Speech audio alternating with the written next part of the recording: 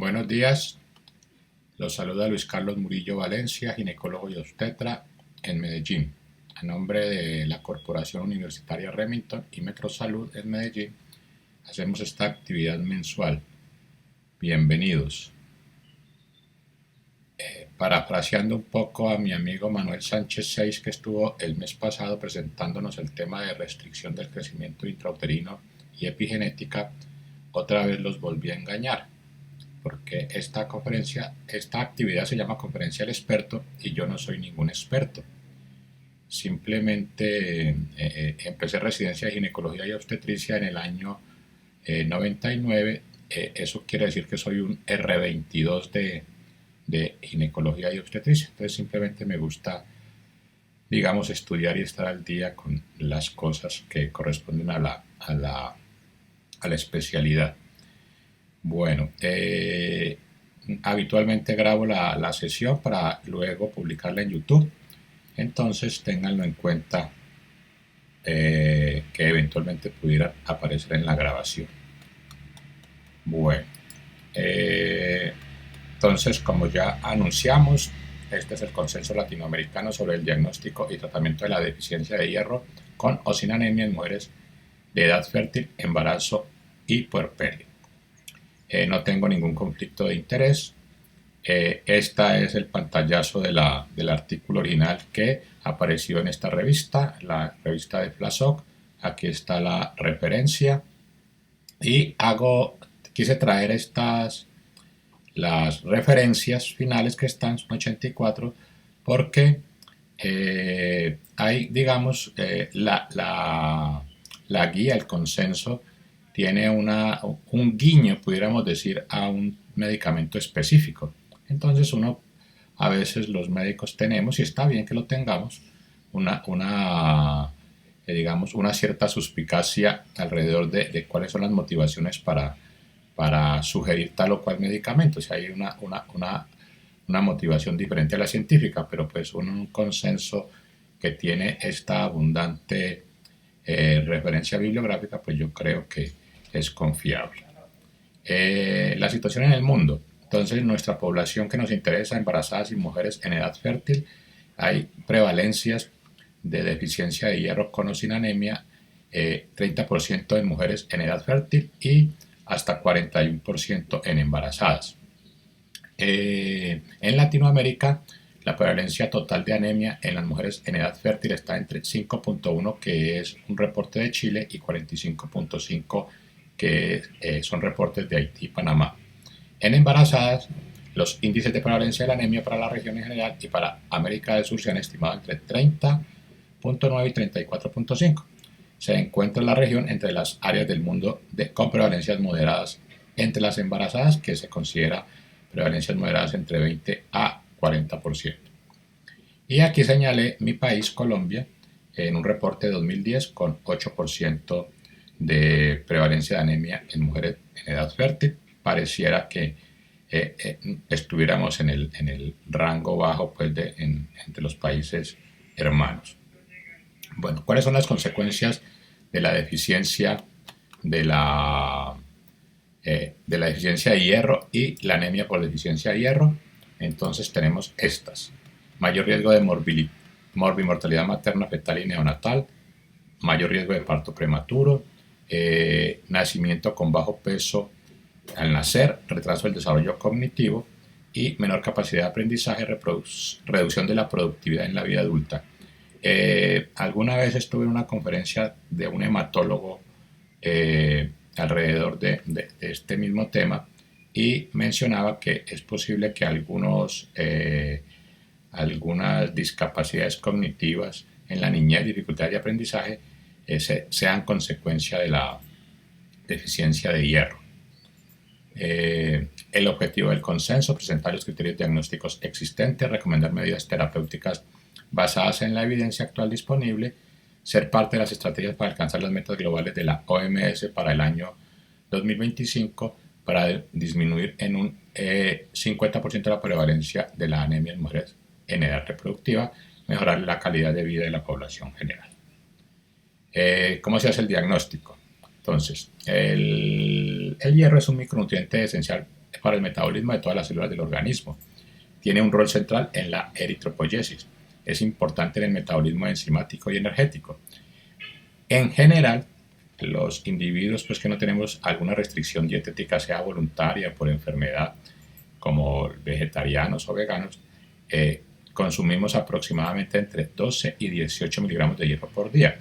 Pero de esta cantidad, debido a unos mecanismos que enseguida les explico un poco de qué se trata, se absorbe solamente un 10% del total.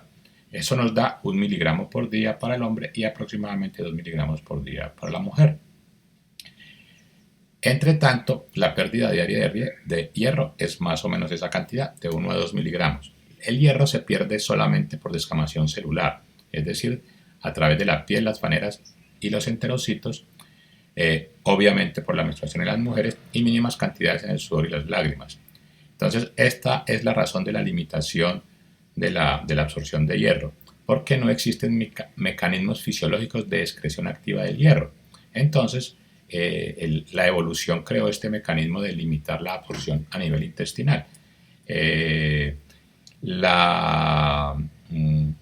hierro es tóxico principalmente para el corazón y el hígado. Entonces, lo que hace el organismo es simplemente saber que no hay una forma de excretar el exceso, entonces simplemente limita la absorción para que no vaya a haber exceso. Entonces esto lo hace finalmente susceptible y desprotegido ante la deficiencia. Y esto pues conlleva una consecuencia farmacológica, que cuando necesitamos reponerlo, la vía oral puede ser insuficiente. En cuanto a la regulación de la absorción diaria de hierro, depende del estado de los depósitos. En menos sean los depósitos, pues más absorción podrá haber. El mayor o menor contenido de hierro en la luz intestinal, ya sea proveniente de los alimentos o de la ingesta de hierro terapéutico. El nivel de hierro sérico o hierro circulante, que es diferente a los depósitos, ¿cierto? Una cosa es el depósito y otra cosa es el hierro que circula. La intensidad de la eritropoyesis y la síntesis de hepcidina, que es una proteína hepática que regula el metabolismo del hierro. La anemia, por definición, es la disminución de la masa total de eritrocitos o el volumen que ocupa la suma de todos los glóbulos rojos de una persona. En la práctica clínica se utiliza para el diagnóstico las denominadas medidas de concentración, como el recuento de hematíes, el hematocrito o el valor de la hemoglobina. Por su parte, la ferropenia o deficiencia de hierro es el agotamiento de las reservas medulares de hierro. Se presenta signos de suministro limitado de este elemento en los tejidos. Hay ferropenia o deficiencia de hierro sin anemia. Entonces, una de las conclusiones importantes del consenso es precisamente distinguir esas dos entidades como separadas. Es decir, una cosa es ferropenia y otra cosa es anemia, porque usted las puede tener perfectamente separadas. Puede tener ferropenia sin anemia y tiene pues hay un capítulo grande de la medicina que es la anemia, donde hay una variedad de causas y no necesariamente debe ser ferropénica. La hemoglobina, de acuerdo a las definiciones internacionales y particularmente la de la OMS, es la que define la presencia de anemia. La hemoglobina es un pobre indicador de la deficiencia de hierro, porque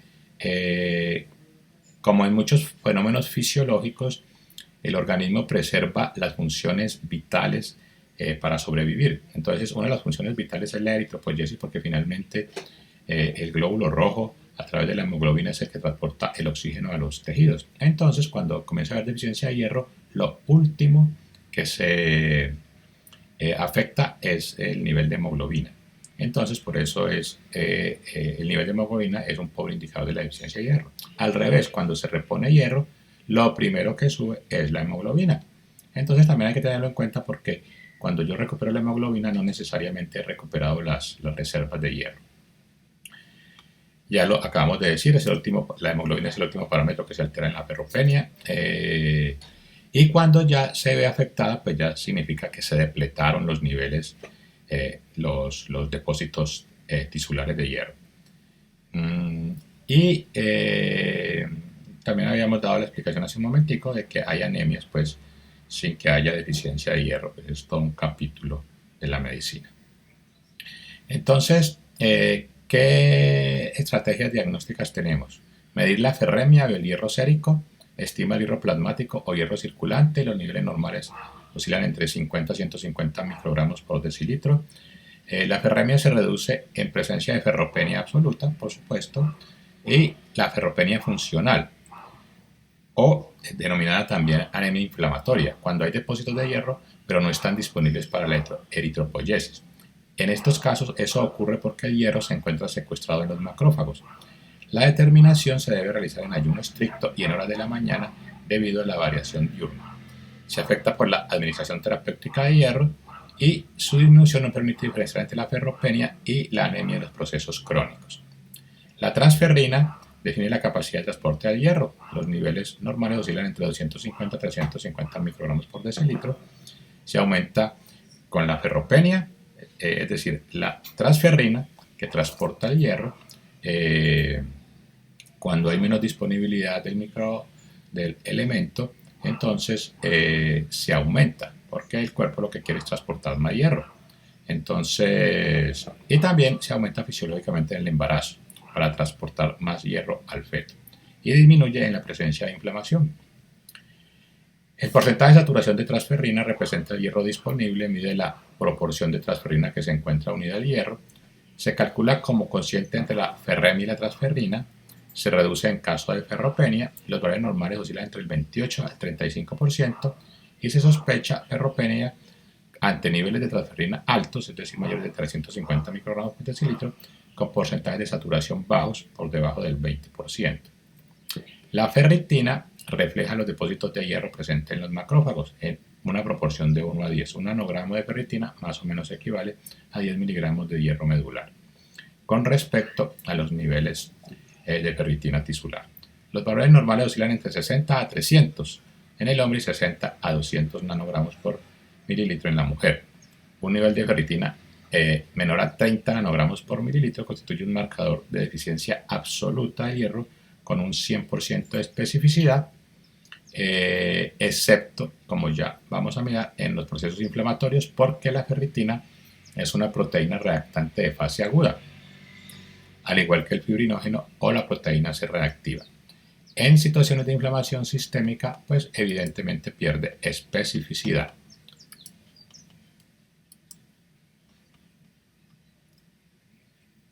Como ocurre en situaciones de destrucción tisular, el puerperio inmediato, de parto vaginal o cesárea y tras esta semana de posparto u otras cirugías recientes.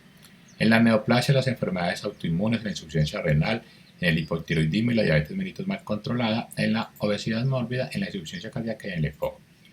Estas situaciones implican una ferropenia funcional, en la cual existen depósitos presentes pero no disponibles para la eritropoyesis, ya que, como hemos dicho, el hierro se encuentra secuestrado en los macrófagos.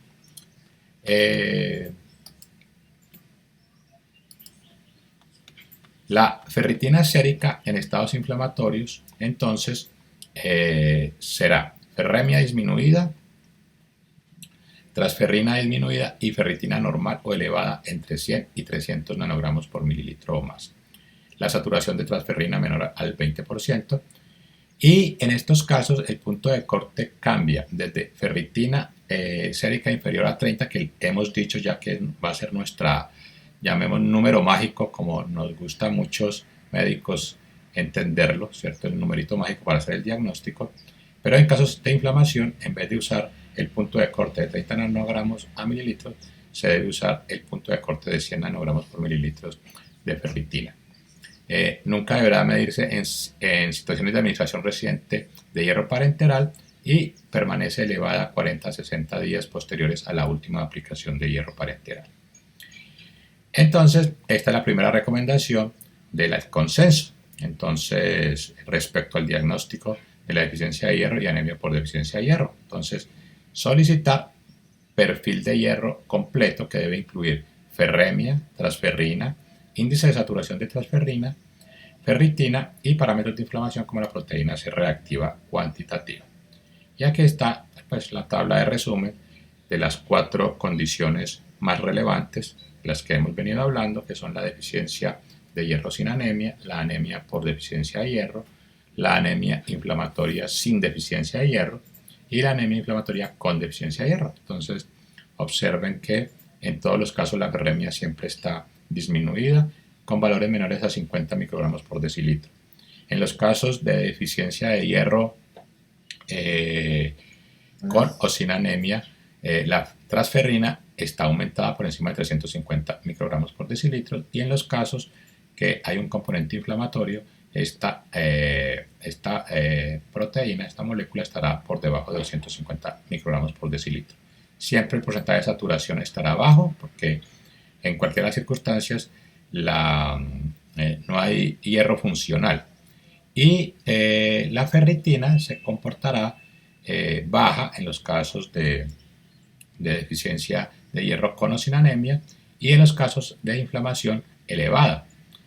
Cuando la inflamación además se asocia a deficiencia de hierro, pues ya habíamos dicho que el punto de corte que íbamos a usar era el de 100 nanogramos por mililitro, mientras que en ausencia de inflamación era de 30 nanogramos por mililitro. Y la PCR, que pues ayuda a diferenciar estos estados inflamatorios, pues por supuesto estará normal cuando no haya procesos inflamatorios y aumentada en presencia de estos.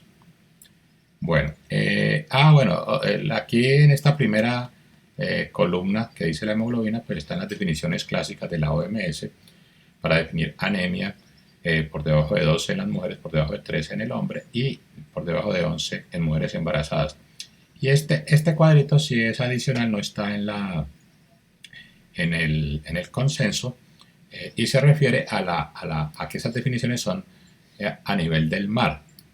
Y lo que está aquí proponiendo es la corrección para altitudes diferentes al nivel del mar. Entonces, pues está la fórmula y está ejemplificado la ciudad de Medellín y la ciudad de Bogotá. Medellín está a unos 1500 metros sobre el nivel del mar y Bogotá a 2600 metros sobre el nivel del mar. Entonces, para usar pues el equivalente a 11 sobre el nivel del mar sería 11.5 en Medellín y 12 en Bogotá.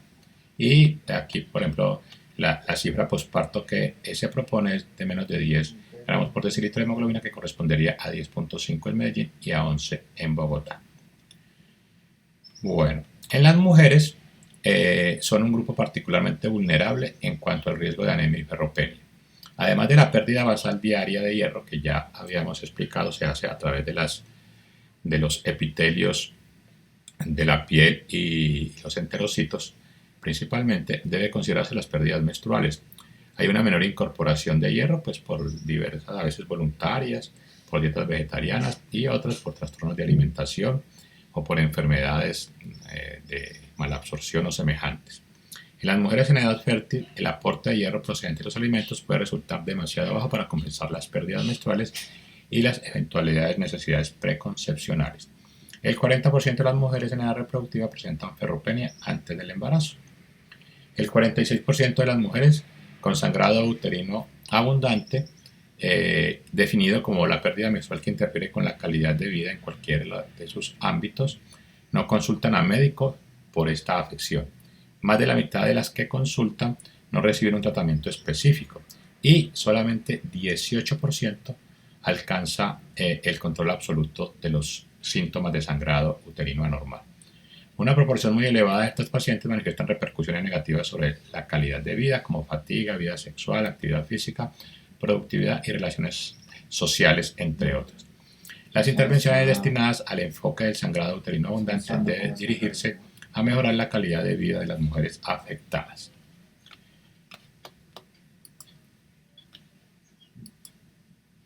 La pérdida de sangre menstrual es el principal factor que influye en el equilibrio de hierro en el cuerpo y es la causa más común de anemia por deficiencia de hierro en las mujeres premenopáusicas. La prevalencia de anemia entre las mujeres con sangrado menstrual abundante está entre el 27 y el 52%. Se debe estudiar siempre a la paciente con sangrado menstrual abundante solicitar un hemograma y perfil de hierro, como habíamos hablado antes, hierro sérico, transferina y ferritina. La deficiencia de hierro con o sin anemia puede presentarse como fatiga, sensación de debilidad, falta de energía. El síndrome con sensación de agotamiento y disminución de la capacidad para el trabajo físico y mental también está asociado pues, a la deficiencia de hierro. Y el sangrado menstrual abundante, la deficiencia de hierro y la anemia comprometen la calidad de vida de las mujeres que la padecen. Esta es las definiciones pues, de la normalidad de los ciclos que está acá en el consenso, y citan pues una referencia de Figo y lo definen como lo normal entre 24 y 38 días. Conozco otras referencias de otros libros de texto que lo ponen entre 21 y 35. Bueno, independiente de la definición que tomemos, el punto final es que si nos vamos por la definición de cómo afecta la calidad de vida, pues de pronto es un poco más funcional.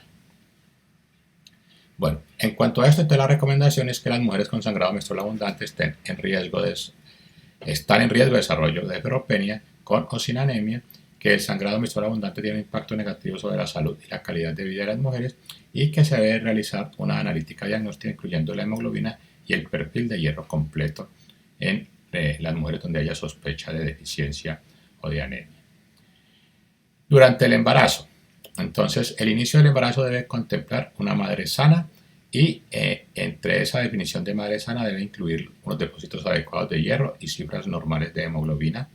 Hay que garantizar un normal desarrollo embrionario y fetal. Los requerimientos de hierro durante el embarazo varían a lo largo de la gestación. Este es uno, pues en los libros se encuentran algunas pequeñas variantes de estos cuadritos. La cantidad de hierro total que se necesita durante todo el embarazo, unos 1240 miligramos, representados en 450 de la masa eritrocitaria, 270 para el recién nacido, 230 de la pérdida obligada por la piel y los enterocitos, los 200 miligramos de pérdida de sangre del parto, y 90 que representan la placenta y el cordón umbilical. Y hay un ahorro de hierro de unos 450 por la disminución de la masa eritrocitaria en el posparto y por la amenorrea, de unos 160 miligramos de ahorro de hierro durante el embarazo. Se debe evaluar el perfil de hierro antes de la concepción, o bien al comienzo del primer trimestre o en la primera visita prenatal. Se deben repetir las determinaciones por trimestre. La meta es cursar la gestación sin anemia ni ferropenia, llegando al parto y a los 30 días del puerperio sin estas afecciones. Diagnosticar la presencia de anemia, definida como hemoglobina por debajo de 11, o de ferropenia, definida como ferritina por debajo de 30, o con depósitos reducidos entre 30 y 50 nanogramos por mililitro. La primera causa de mortalidad materna en nuestra región es la hemorragia posparto. Es de vital importancia mantener niveles adecuados de ferritina, es decir, depósitos de hierro y hemoglobina en las mujeres embarazadas, optimizando la respuesta fisiológica a la anemia en caso de presentarse eventos hemorrágicos intempestivos que comprometan la estabilidad hemodinámica de la paciente. La duración de la ferropenia con o sin anemia se asocia a distintas alteraciones fetales y placentarias, como la aparición de alteraciones irreversibles del neurodesarrollo fetal, anomalías del desarrollo psicomotor, bajo peso y talla para la edad gestacional, y aumento de la mortalidad fetal y perinatal, y además parto prematuro, como lo habíamos mencionado anteriormente. El parto prematuro es más frecuente en mujeres con anemia, que se presenta a partir de la primera etapa del embarazo, y se correlaciona a su vez con alteraciones del crecimiento, bajos depósitos de hierro y otros nutrientes, así como bajos puntajes de Apgar. La anemia severa, definida como hemoglobina por debajo de 7, y muy severa como hemoglobina por debajo de 4, aumenta el riesgo de complicaciones como preeclampsia, parto prematuro, bajo peso al nacer, muerte fetal intrauterina y mortalidad materna, en comparación con la anemia leve o moderada. Es importante las medidas preventivas y terapéuticas para reducir la prevalencia de anemia y deficiencia de hierro en el embarazo. La anemia ferropénica previa a la concepción puede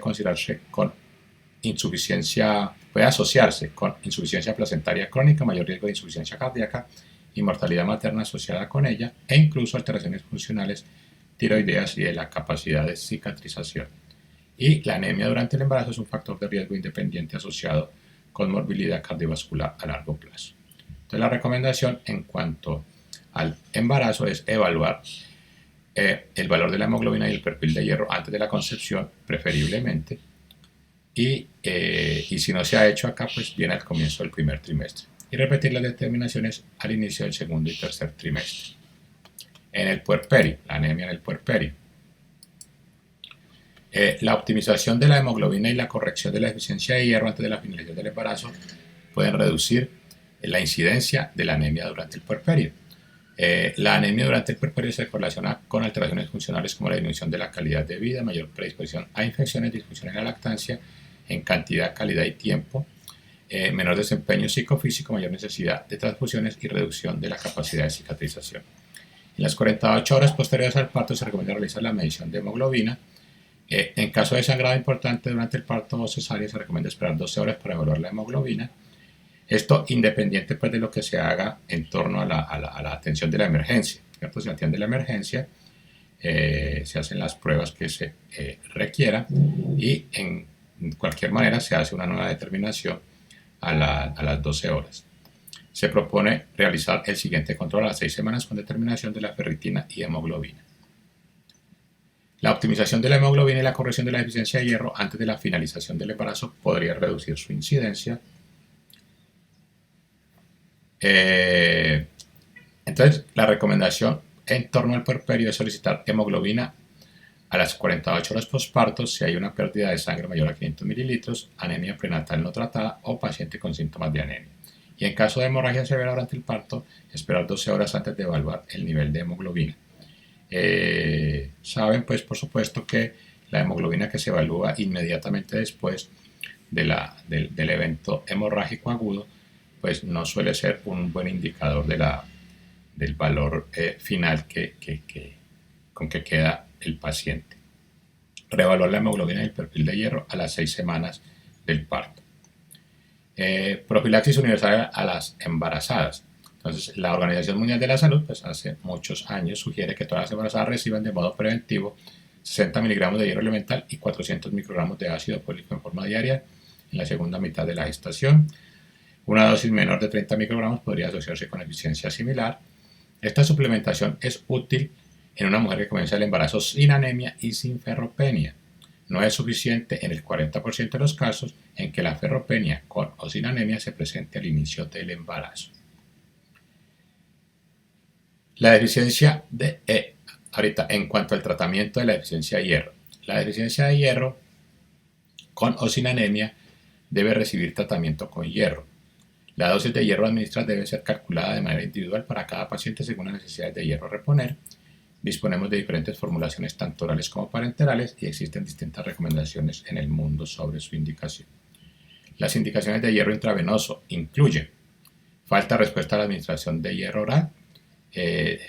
Una sugerencia es que esto se defina como un aumento de la hemoglobina de menos de 0.2 gramos por decilitro por día o menos de 1 gramo después de 14 días de tratamiento.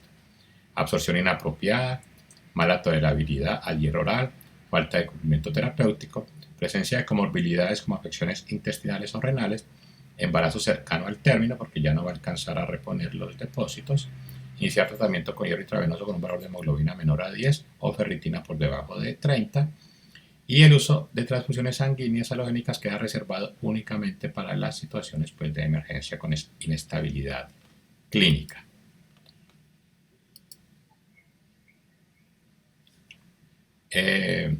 Entonces, aquí el cuadrito resumen de las sugerencias. Entonces, cuando hay una ferritina por encima de 60 con hemoglobina por encima de 11, esto es pues, el estado normal y se hace suplementación con hierro oral en todos los trimestres. Cuando la ferritina está por debajo de 30, que ya hemos dicho que es definitoria de deficiencia absoluta de hierro, y la hemoglobina está normal, o sea, aún no hay anemia, entonces es deficiencia de hierro sin anemia, y en este caso se sugiere suplementación con hierro oral en el primer trimestre, y en el segundo y tercer trimestre se sugiere el tratamiento con hierro intravenoso. Y cuando la ferritina está por debajo de 30 y la hemoglobina por debajo de 11, Esto es anemia con deficiencia de hierro, o anemia asociada a la deficiencia de hierro, o anemia ferropénica. Y la sugerencia es hacer tratamiento con hierro en el primer trimestre y con hierro intravenoso en los siguientes trimestres segundo y tercero. Bueno, la terapia con hierro por vía oral. La dosis sugerida es 3 miligramos por kilo por 4 semanas, con aumentar la hemoglobina en 1 gramo por decilitro en un periodo de 2 a 4 semanas. La duración de la terapia depende de los niveles iniciales de hemoglobina y de los depósitos de hierro a reponer, así como de factores tales como la presencia de comorbilidades y pérdidas hemáticas, entre otros. La formulación elegida constituye otra variable importante con el fin de optimizar el riesgo de eventos adversos. Entonces, en lo que tenemos disponible en Colombia, por ejemplo, el hierro pues más disponible es el sulfato ferroso, que generalmente es el menos tolerado. Y en orden de tolerancia podría decir que sigue el fumarato ferroso, el hierro aminoquelado, y el mejor tolerado es el hierro polimaltosado. Pero con el visual estudio sí da, ¿o qué? En comparación con el sulfato ferroso, el hierro polimaltosado se asocia a menor incidencia de efectos adversos de intolerancia. Los eventos adversos, la porción limitada, el cumplimiento terapéutico inapropiado, las comorbilidades inflamatorias crónicas, como artritis, la anemia ferropénica preexistente, moderada a grave, y la regulación alterada de la hepcidina reducen y limitan la eficacia de la terapia con hierro por vía oral en las mujeres en edad fértil, el embarazo y el puerperio. Con hierro parenteral, entonces, las formulaciones de hierro intravenoso con mayor estabilidad se caracterizan por menor toxicidad y por ausencia de riesgo de necrosis hepática, inducción de hierro libre o anafilaxia mediada por dextrano. La terapia con hierro intravenoso corrige los niveles de hemoglobina, repone los depósitos y la cantidad necesaria de hierro para la eritropoyesis y se recomienda su uso sobre las aplicaciones intramusculares. Las formulaciones de hierro intravenoso con mayores... estos son los hierros, digamos, que hemos tenido a través de la historia. Tenemos actualmente disponibles el hierro sacarato y el hierro carboximaltosa. El hierro sacarato se puede usar hasta 200 miligramos por aplicación, vienen ampollas de 100 miligramos que se deben diluir, y las infusiones deben hacerse pues por un periodo más o menos prolongado, y se puede usar hasta máximo 3 veces por semana, es decir, usted puede acumular hasta 600 miligramos semanales.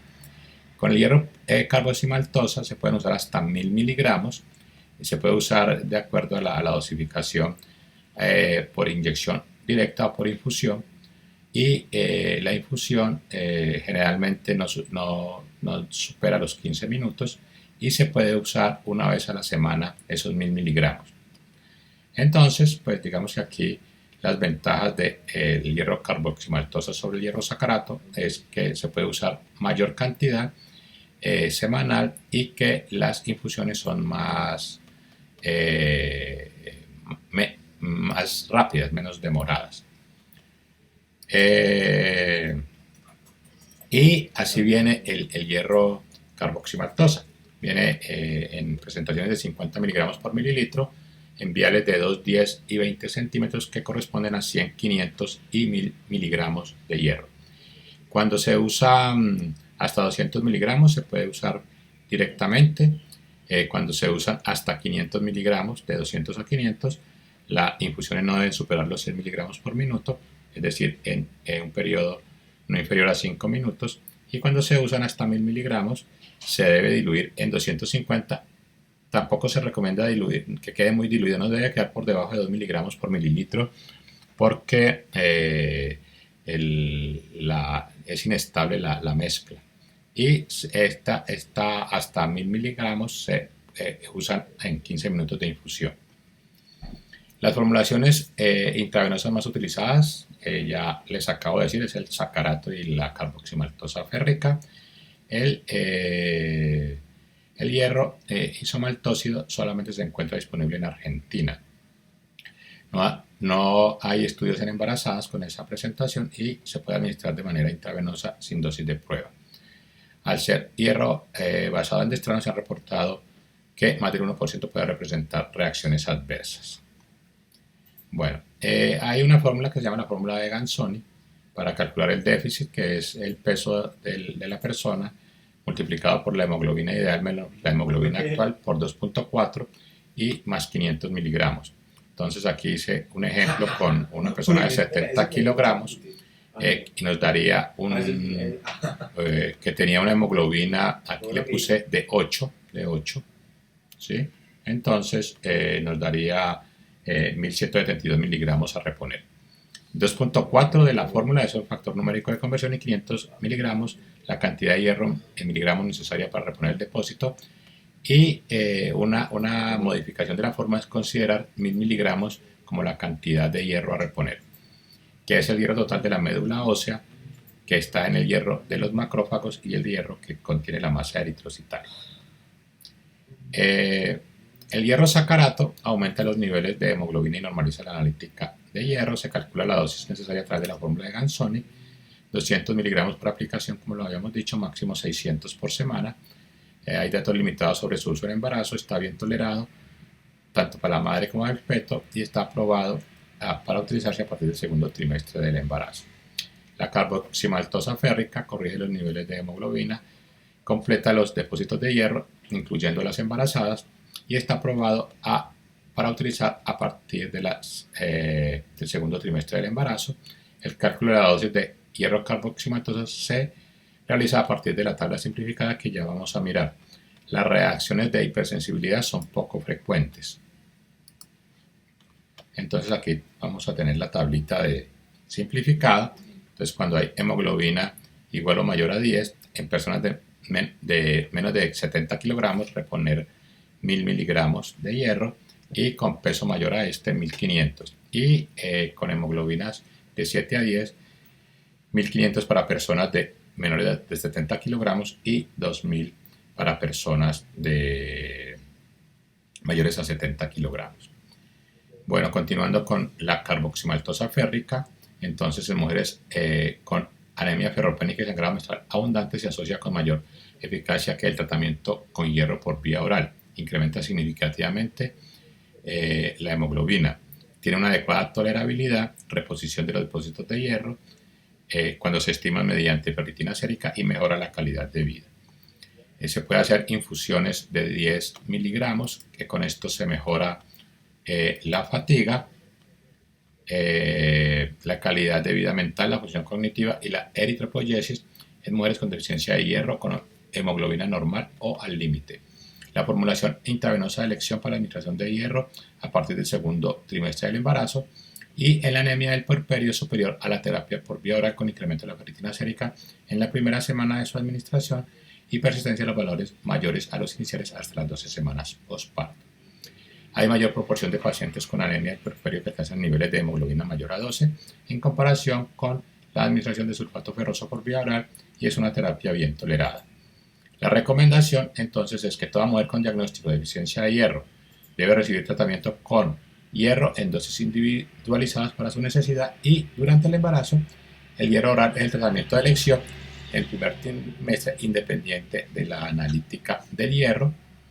El hierro intravenoso es la elección a partir del segundo trimestre del embarazo cuando hay intolerancia al hierro oral, hay antecedentes de absorción inadecuada de hierro, hay comorbilidades, hay inapropiado cumplimiento terapéutico, hay embarazo cercano al término, hay una adecuada respuesta a la terapia con hierro por vía oral, un valor de hemoglobina menor a 10, cuando existe la necesidad de respetar las reservas de hierro, y la carboximaltosa férrica es de elección en estos casos a partir del segundo trimestre. En el puerperio, entonces, si la hemoglobina es menor a 10, se debería instaurar tratamiento con hierro intravenoso.